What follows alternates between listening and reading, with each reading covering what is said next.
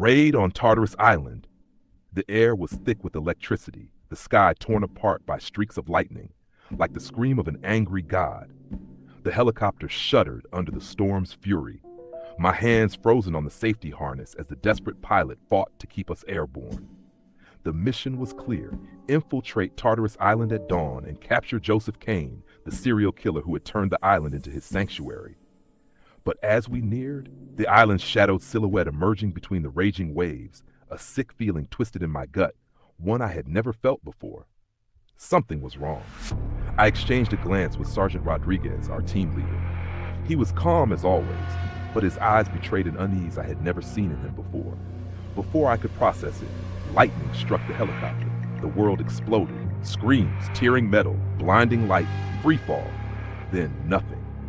When I opened my eyes, I was in the wreckage. Smoke filled the air. Bodies of my teammates scattered around me.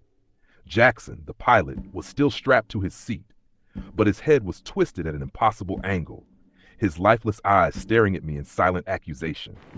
Rodriguez was still alive, struggling to free himself from the wreckage, his face streaked with blood. But before either of us could speak, we heard it, the screaming.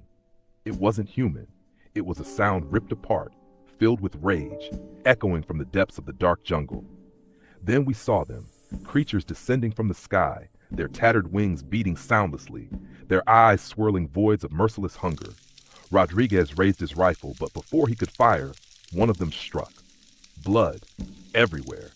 His scream was cut short as he was lifted into the air, claws shredding through him as if he were paper.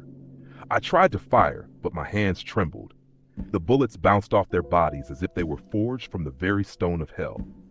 I did the only thing I could do. I ran. I sprinted across the rocky terrain, my breath ragged, the shadows chasing me. There was nowhere to hide, but then I saw it, a decrepit cabin. Without thinking, I lunged inside, slamming the door just as one of the creatures struck it, claws raking the wood, its voice a whisper twisted with hunger. Then the light came. A golden radiance tore through the cabin, the creature shrieking in agony before dissolving into smoke. I stood frozen as a being of light descended from the sky, its wings glowing with a celestial radiance, its flaming sword pulsing with power. It looked at me and spoke with a voice like thunder. Not today. Then it vanished. But I knew this wasn't over. I kept moving through the island until I found an abandoned village, battle scars carved into the walls. That's where I met Tanya, the deputy sheriff. Her eyes held secrets she didn't share. She told me the truth. Kane wasn't just a serial killer. He was a harbinger of darkness. He had unleashed forces beyond his comprehension, turning the island into an altar of ruin. This was no longer just a raid. We were fighting hell itself. When we finally confronted him, he stood among his followers, smiling as if he had already won. Gunfire erupted. Tanya was hit, collapsing before me, but I had only one thought: ending this nightmare. Kane and I fought a desperate, brutal struggle. He was strong, but I was fueled by rage, by fear, by survival. In the end, one bullet was enough. His head snapped back and he crumpled lifeless. But something else began.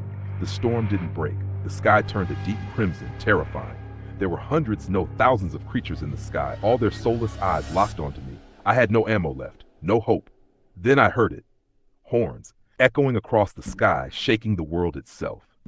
The darkness recoiled, and from above, light poured down, searing the creatures. I felt an invisible force pulling me upward, and everything faded into white. Then I woke up. But I wasn't on the island. I was in a strange room, sitting across from a man behind a desk, looking at me with exhaustion like an overworked bureaucrat stuck in an endless job. He smiled and said, "You weren't supposed to be here, but you survived." Before I could respond, the world around me shattered, and I found myself standing on the island's shore. The sea was calm. The sky was clear. A small boat waited for me. I left. But I knew this wasn't over. Heaven and hell were real. And the island? It wasn't just a place. It was a warning of what was to come.